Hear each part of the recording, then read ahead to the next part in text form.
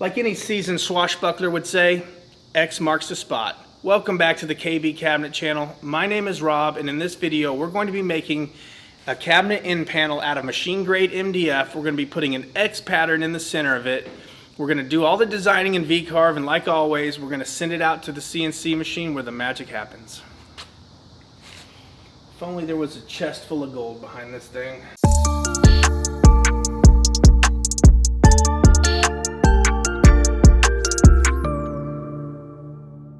Before we get started, I want to show you guys the tooling that I'm going to be using for this. On the left side, I have my 1/8 inch end mill, and then I have a 1/2 inch end mill, and then this tool right here is 1 1/4 inch. It's a pocketing tool, and you technically don't need this tool, but because I do mass produce stuff like this, I have to have something. I guess the idea is the bigger the tool, you can take more material out. So that's why I use this tool, but you definitely don't have to have it. It'll just take longer. We are going to get started here in VCarve. Alright, first thing we're going to do is we're going to create a new file. Over here on the job setup, single-sided, 96 by 48, 3/4 thick.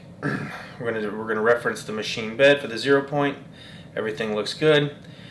And I'm going to actually, just for visual purposes, I'm going to turn the resolution up and hit OK. Alright, we have our material.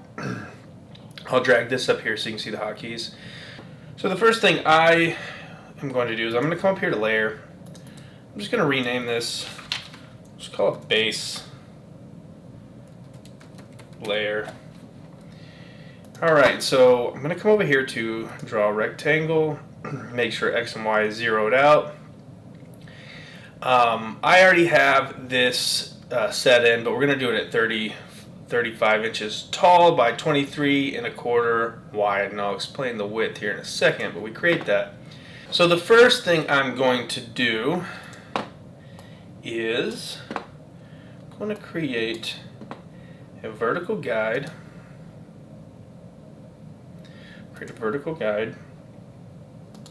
And I'm going to set this in the inches in a new position. We're going to put 2 1/4. Hit apply. And let's go ahead and close this out. And we'll do a new vertical guide. We're going to put this one at, say, 21. Alright. Now let's create a horizontal guide. We're going to right click on this, and if you guys are wondering what buttons I'm clicking, it'll show up right here. So we're going to put this at 5 1/4, and this is just how we make ours. And let me do one more horizontal guide. I'm going to right click, and in here I'm going to put 32.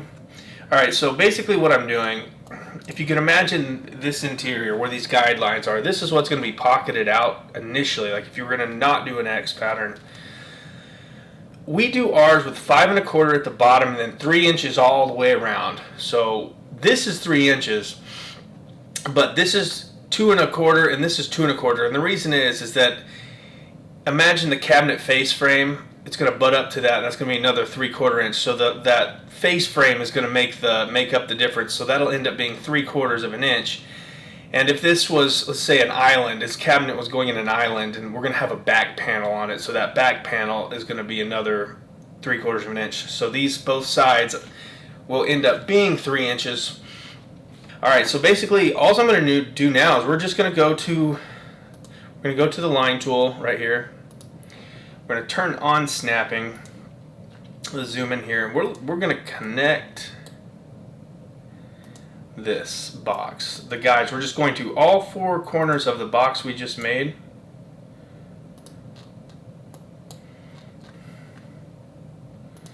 Alright, we're going to hit escape.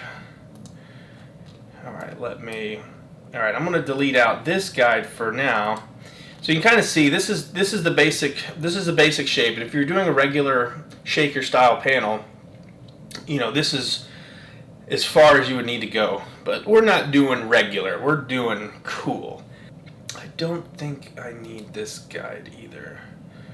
So I'm going to delete that. If we do, we'll bring it back. But we're going to leave these two guides. So the reason is, I am going to take this, and so basically, if the way that we do our X shape, if we come back to here, let me pull this up. So it's from here to here is 3 inches, right? So from this point to this point is 3 inches, and that's what I'm interested in. So let's go back to VCarve. So what I'm going to do here is I'm going to take this 2.25 and I'm going to add to it 3 inches, but I'm going to come down here and do it the offset. So if we add 3 inches to that, we're going to get what, 5.25? Does that sound right?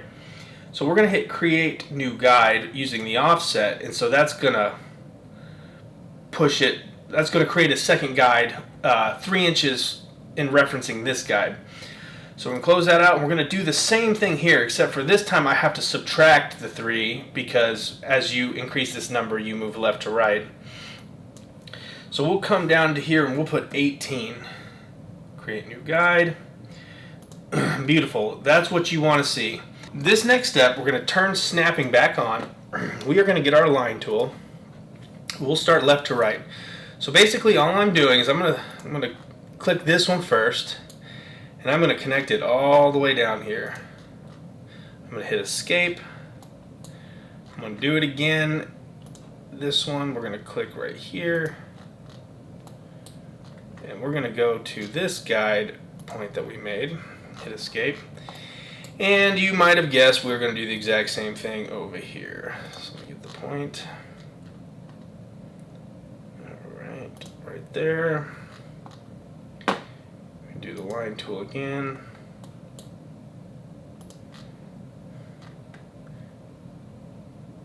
Boom. Yep. Should be good. Yep, looks good. Alright, so you guys can kind of see the pattern here of what we're kind of trying to accomplish. So let me turn off snapping so we got a better visual. Come up to view guidelines, delete all guides. Alright, so we have the basic shape of what we're going for. We've got the X, we've got the outer part. So now we just need to get rid of the lines that are crossing over each other that we don't want. And so we're going to go to the trim, the scissors, the interactive trim. And we should be able to just start snipping the areas we don't want. Beautiful. I like it. Alright. So this is exactly what we want. That is going to be the basic, so this is the basic shape. First thing I'm going to do is I'm going to lock this layer because I don't want to be able to select it. Actually, before I lock that layer, let me make sure these are, you want to select everything. We want to make sure everything's joined together. And then I'm going to go ahead, and we're just going to group these all together. So I'm going to hit this, we're going to select this group. Basically what that does is if I select one, it's going to select everything in a group. And we're going to use this as our last pass to clean up edges, and we'll go over that later. So, alright, so now we want to lock it. Alright, so next thing we want to do, now that that's locked, we want to create a new layer. And let's create this, we're going to name this, we'll call this bulk, or I'm going to call this bulk pocket pass. And I'm going to change the color. So let's go to like, we'll do red. Alright, so this is what I want I want this tool to do the next, I want that tool to do the main hogging out of the material. But because it's an 1.25 inches in diameter, I can only get so close. I can't get up into here. So we're going to use it to hog out everything all the way up to where we can't. And that's when we're going to, you know, we'll scale down to the other tooling. So I'm going to do this once, and then I'm going to speed this up for you. So what we're going to do is we're going to click the draw and turn snapping on. And I'm just going to go to the point. I'm going to trace out all four triangles. And remember, we're doing this on another layer, and that allows us to keep the layers separate. Okay, so see now how that turned red? Alright, so I'm going to do that same thing all the way around.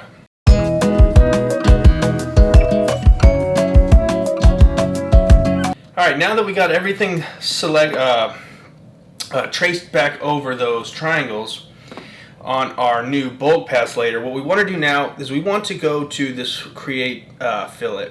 Let me drag this down so you can see. Alright, so this is where, if you have different tool radiuses, this is where you're going to put in the radius of your tool as far, so that way we know as far as it can go. And this, hopefully this will make sense. So my tooling is 1.25, so it's 1.25 inches.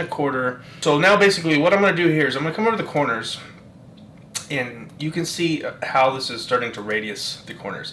This is the physical width of my tool, so I know that my tool can go all the way around here, and that's as close as I can get to the corner, but I can use that big tool to hog all that out. So we're just going to do the same to all these. Alright, so now we've got, this is what the layer we're going to do our main hogging. Alright, so what I'm going to do now is we're going to do the same thing. I'm going to lock this layer. Alright, we're locked. And I'm going to create a new layer, and we're going to put in, so I'm using a 1/2 inch end mill. So I'm going to put 1/2 inch pocket pass.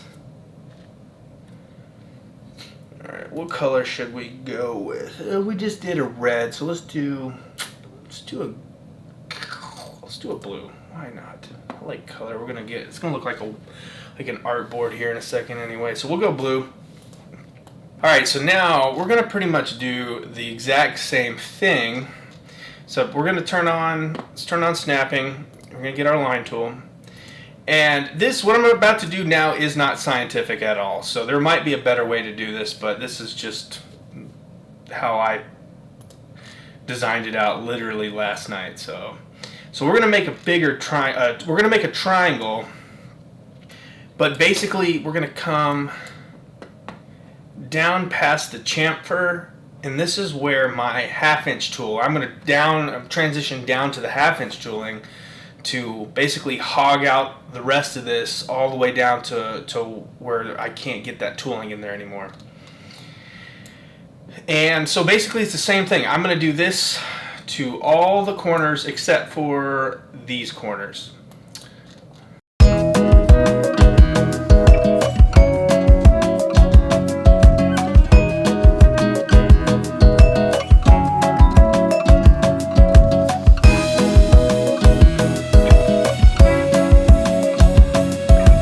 We have all the corners where we're going to use the 1/2 inch bit. So we're going to do the same thing. We're going to come over here to this chamfer tool.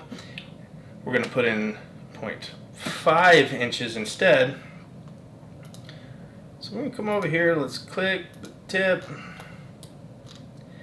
of each of our blue triangles. So there's only one last set of triangles to make, and that is going to be the final sharp pass, what we're going to use our 1/8 inch bit for. So you can guess it, we're going to lock this layer. And let's create a new layer, and we're going to name this 1/8 packet. It's not what we want. Pocket pass. Alright, let's color this one. Let's do green. Yeah, that seems to be a good color. The same thing as last time. We're going to get our line tool. We're going to start. We want to come down just below where we know our tooling is going to end. It's no real science behind it. Just go down far enough to where you think you're gonna get past the previous tool, and I'm going to go through each one of those, but don't forget, I'm going to add this pass. We're going to do a triangle here.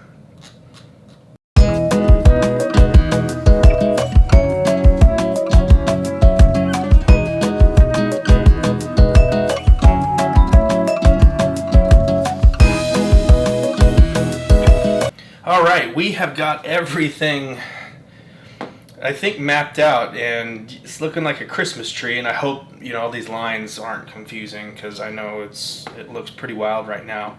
One thing that we're gonna do, I kind of forgot in the last layer, so we're gonna start from here and we're gonna backtrack down.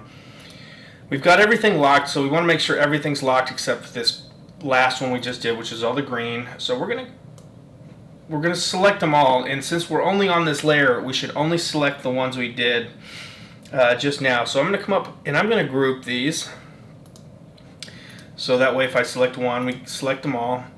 I'm then going to lock this layer, and I'm gonna come unlock the next one and do the same thing. And this just makes it easier when, for me, I'm lazy. So when I go to assign the tooling, I can just assign it to one group and it'll do it all. Maybe it's not the most efficient as far as time. If you want to do this manually, you can rearrange your tool to optimize it how you want to speed things up. But I'm lazy, so we're just going to do it this way.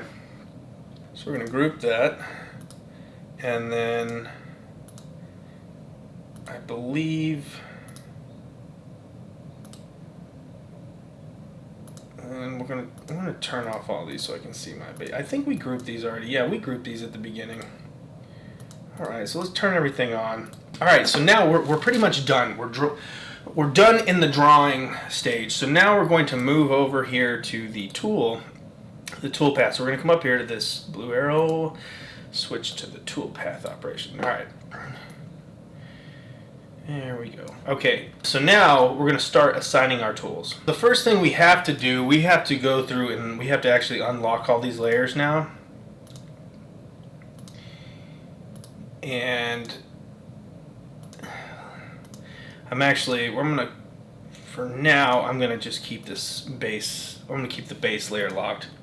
We'll start with the main bulk path. So we're going to select this, and so see how everything's selected. I'm going to come over here to my pocket toolpath. I'm actually going to remove this tool out of here. So let's get I'm going to select my 1.25 inch. So the cutting depth, this is whatever you want it to be. This is where it's 3/4 inch thick. So it's just how aggressive do you want the depth of the X to be. For this, we'll leave it at 1/2 inch. All right, everything looks good. So let's call this bulk. And I'm a big proponent of naming things bulk pocket. I'm a big fan of naming convention, just because sometimes you get a lot of things, and you want to be able to look and see exactly what it is. So let's hit calculate. All right, see, this is my my outline. So if we do preview all toolpaths. All right, so you can get an idea. So this is what that 1.25 inch, my main hogging bit tool, is going to do. All right, so you can see we are headed in the right direction. So, all right, so now that we've got that, let's go here. We're going to select all the blue. We're going to do the same thing. So except for here, we're going to remove. You don't want multiple tools in there, because then it will run multiple tools. It'll run everything you have in there. So we're going to do our 1/2 inch end mill. Keep the same settings. So let's put in 1/2 inch. We'll put in 1/2 inch pocket. Pass. All right, so that's looking good. That's where we want it to be. If we do a real quick preview, see, there we go. We're getting to where we need to be. So let's close out of this. Go to our pocket. We're going to remove that last one, and this is where we're going to get our 1/8 inch end mill. And let's see, what do we do this? We'll just do.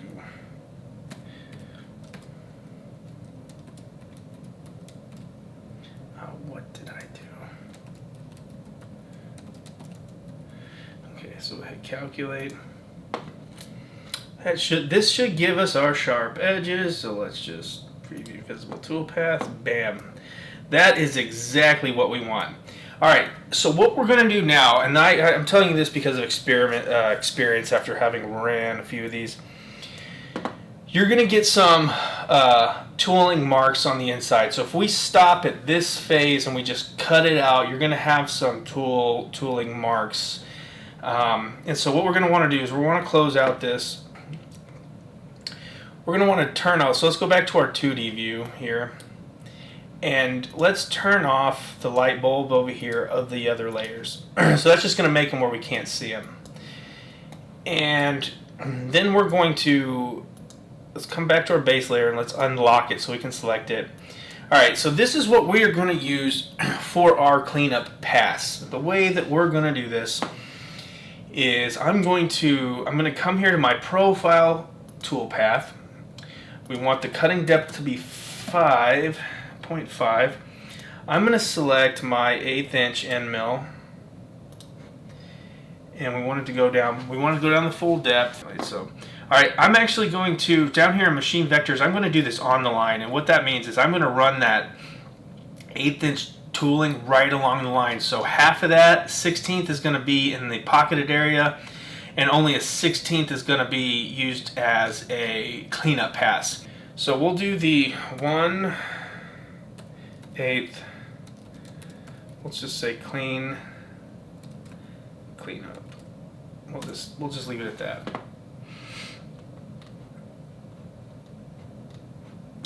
We'll hit calculate. I don't know why that's cut off. All right. So if we hit preview all toolpaths, that's going to give us a nice one. So then the last thing we have left to do is we're going to select this outer ring. I'm going to go to my toolpaths. I'm going to select, I use a 3/8 compression for my final cutout, but you'll select whatever you're going to use, whatever you do your through cuts. So I'm going to select outside on the vector. So I'm going to name this, we'll just name this the cut through pass. Alright, so that way we know that this is going to go full thickness all the way through, and it's what's going to give us our final cutout. Alright, so I'm going to hit calculate. So final test. And did that work? You know, I feel like I messed up here. So we'll go back to our 2D view. First off, I want to check. I just want to make sure, if this is your pink line, you want this arrow line to be on the outside. If for some reason it's on the inside, it's because we picked the wrong one. So then you would just switch your vectors and rerun it. So we actually want to come up here and go to 7.5. So we want to do full thickness. So we'll call this cut through. Alright, so we'll hit calculate, and then we'll delete this one. Okay, so then, so if we reset our preview all toolpaths, should give us what we want. So if I double click that, alright, so here we are. This is what we want. So this is exactly what's going to come out of the CNC based on what we've done, and you know, like I said, I was able to get some real nice corners out of here. So for me, it worked really well. So the only thing left to do is just to save it. Make sure that you always keep saving along the way. So you're going to close out of here, and so the final thing, you want to make sure that all of the similar toolings are grouped together, because this will literally go one. It runs it down the line, so you want all your 1/8 inch together, so that way you don't want, if you're using, let me rephrase that, if you're using an automatic tool changer, that's very important. If you're doing this on a manual machine, then you're going to want to save out each of these passes. Like, you want to go to a selected tool path, you want to save this out. I don't have a post-processor. This is my laptop, so I don't have a post-processor for my machine on it, but you want to save these out in individual passes, run them, load the new pass, and run them. But if you have an automatic tool changer, this is what I do. I go to visible, I select all of them so I can see all of my passes, and then I would hit save and save it somewhere on my desktop, send it to the machine. So that is basically it. I hope this helps some people out. We were doing this by hand with 5-piece, but you know, a CNC is a wonderful thing, and if you are someone who doesn't mind the MDF is going to be painted, this can save, I'm telling you, this can save a tremendous amount of time. So if there's anything I did wrong or could have done better, please let me know. Like I said, I've only been doing this program for 2 months. I absolutely love it. VCarve for 2 months. And I've got a lot to learn, so I'm definitely open for criticism. And yeah, that's it. Hopefully this helps you guys out. Thanks for watching.